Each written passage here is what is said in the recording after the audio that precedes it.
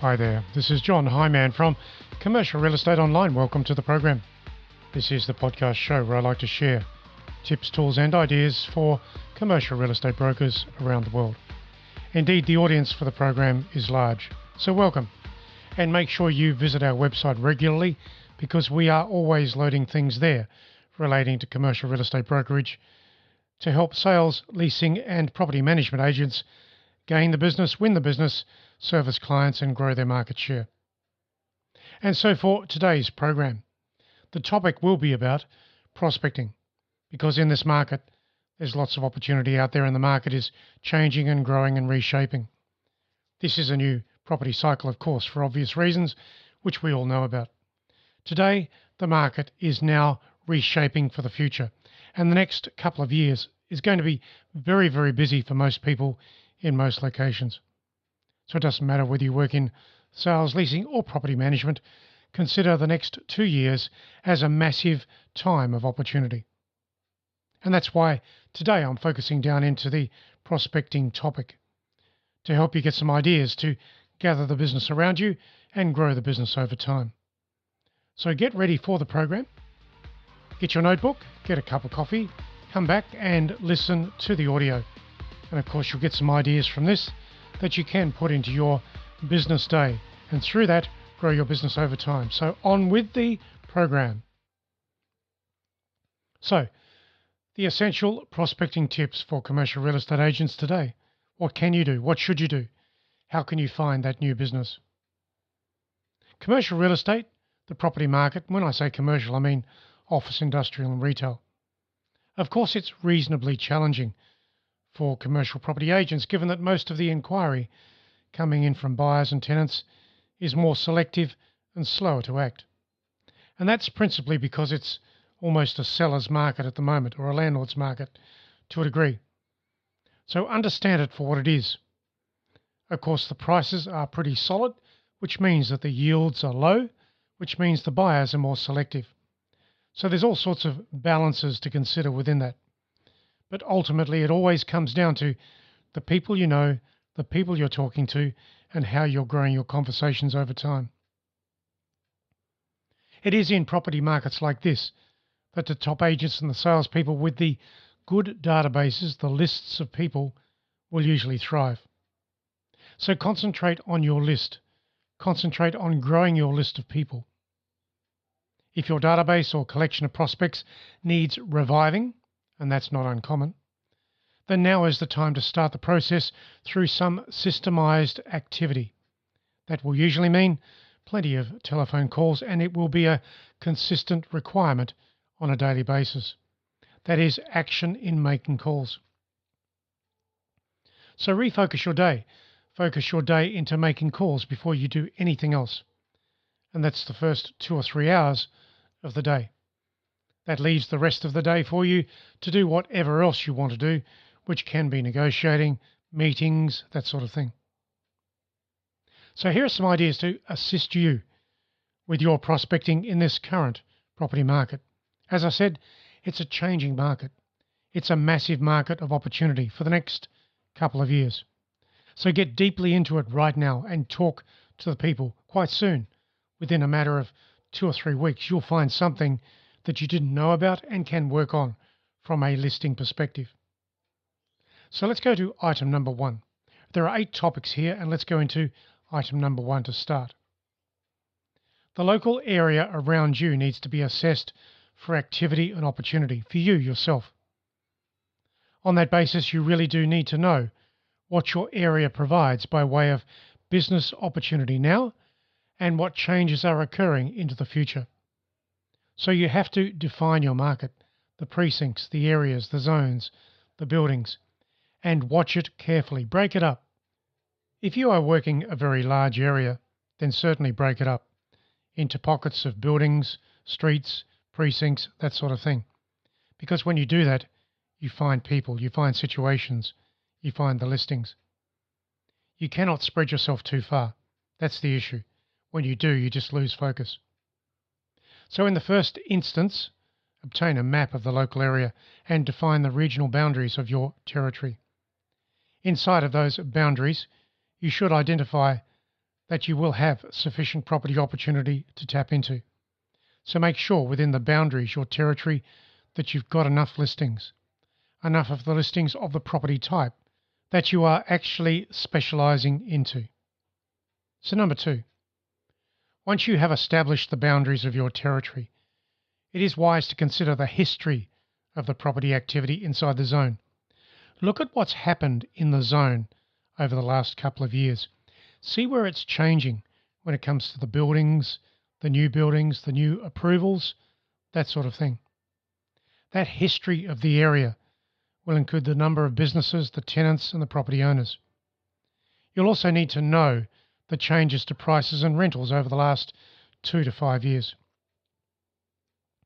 So all of that gives you leverage in talking to people. So you'll know about the rents, the prices, the supply, the demand, that sort of thing. Let's go to item number 3. The property territory, the town or the city, will have certain planning regulations and zonings associated with property usage. So get copies of those plans for the area as it exists currently, and then identify any new changes that are expected or known to be in the pipeline. Now that will be new planning approvals, of course. Understand the supply and the demand in the area given those trends and activities. Let's go to item number 4. Get to know the types of property owners inside your territory. There will be a collection of property investors, businesses that own their property developers, of course, that are active, and owners of vacant land. So split it up. That's where your list, your database list, whatever it is, and its segmentation can be very strong and focused for you. When you split things up from the conversations you're having with people, you will find opportunity. As you move through that information from the conversations and gather the market intelligence, you'll need a good database, some software program to help you record your findings. Now, there's lots of databases out there, and they're all different. You've really got to use the one that works for you, that you are comfortable with. One big hurdle with some databases is that it takes far too long to enter the data. Far too long, 3 or 4 or 5 minutes. That's too long.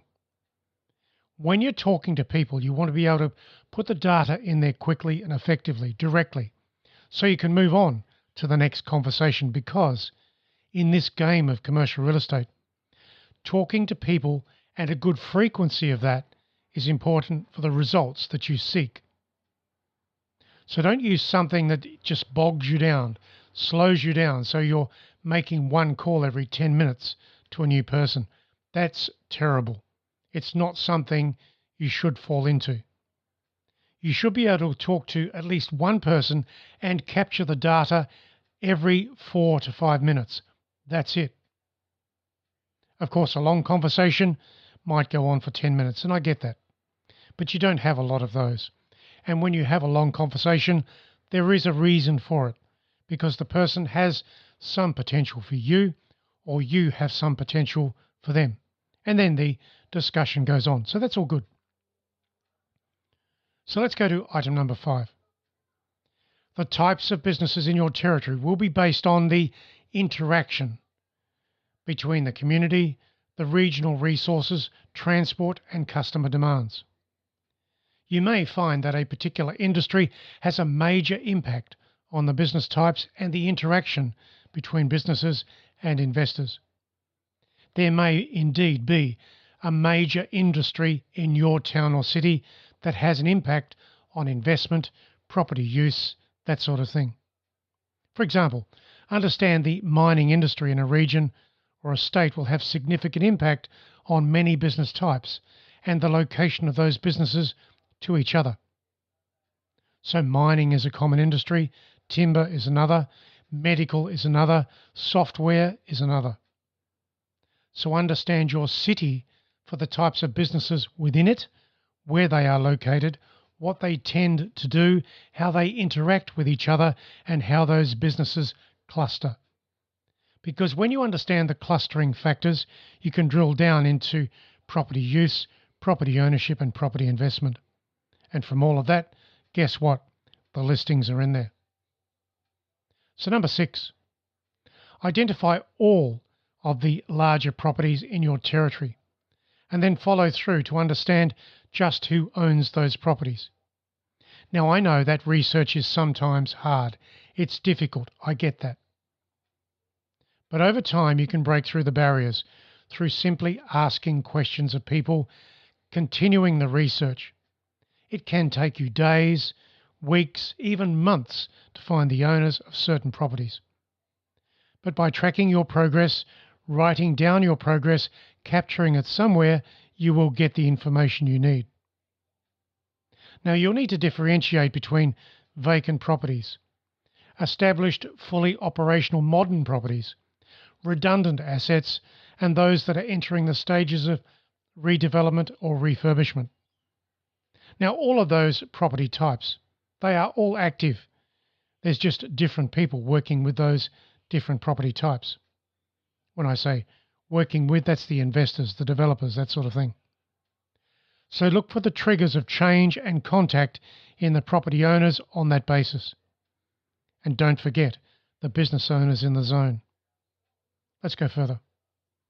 Number 7, the competing property agents will apply some pressures within your territory. Some of those agents will be particularly good at what they do. To be a top agent, you have to make plenty of contact into your market segments every day. Eventually, the market opens up for you. You could go through some days or even weeks where not much is happening. But eventually, the contacts, the conversations open up into opportunity. That's the secret. That is the method. If you're looking to get anywhere in the game of commercial real estate, recognize that your conversations of today will drive the business of tomorrow. So on that basis, you do need to know who your competitors are and what they're doing locally within quality property. Their listings, their marketing, their client base, that sort of thing. Watch them. Some of the things that those top agents are doing, you can replicate anyway. But there are weaknesses in most cycles of agent activity. Some of those agents won't be very good at certain things. So you can work around that and be better than those agents that are weak in certain ways. When you look at a group of, say, 100 agents, only 10% of those agents will be really good at what they do. They'll be the top agents. They will be earning substantial money from activities that they generate every day themselves in what they do.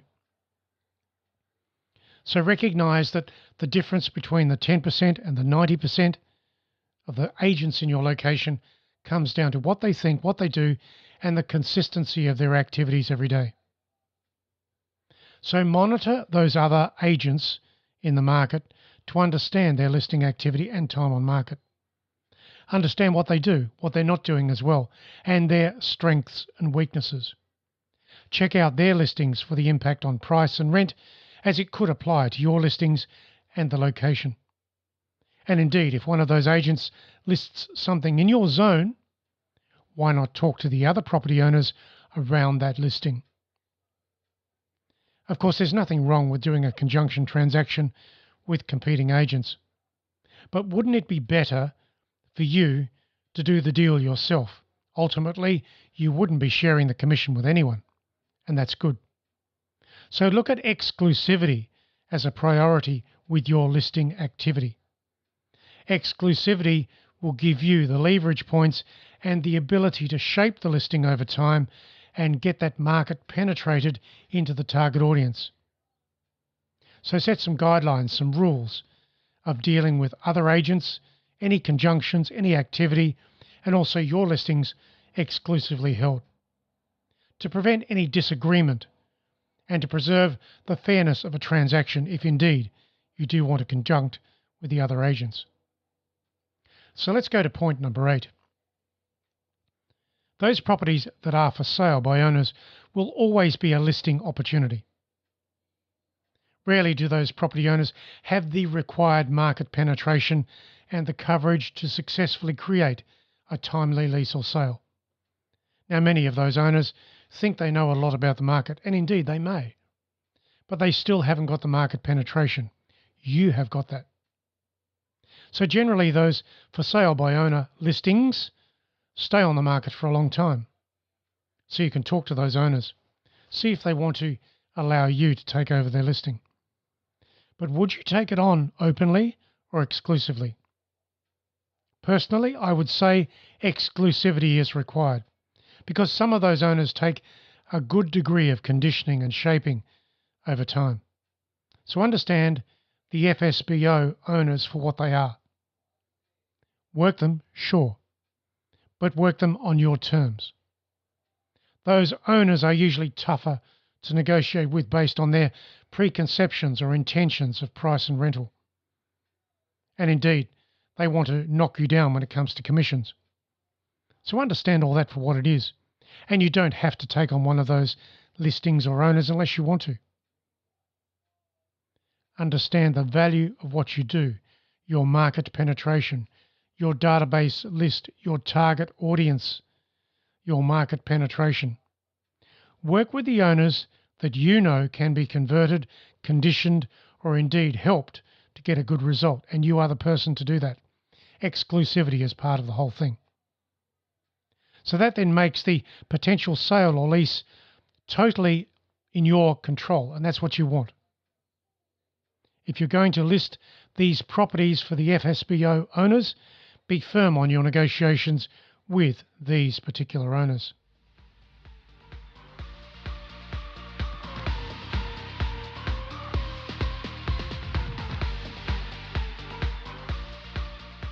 So let's go a bit further here. Prospecting for new business. I've mentioned 8 things here for you. And it's probably good if you can go through these 8 items again and consider them for what they are in giving you opportunities in your real estate business. Prospecting for new business now is one of the key elements of success, and particularly so for the next couple of years when it comes to commercial real estate. And when I say commercial, I'm really talking about office, industrial, and retail, so remember that. So given all of these 8 things that I've mentioned, develop your prospecting model and start to work on the opportunities within your territory. Remember, break your territory down into buildings, properties, streets, locations, precincts. Go deeply into those zones. A systemized process like this will always take you through to the end result that you want, which is listings, something that you can work on and get good results from.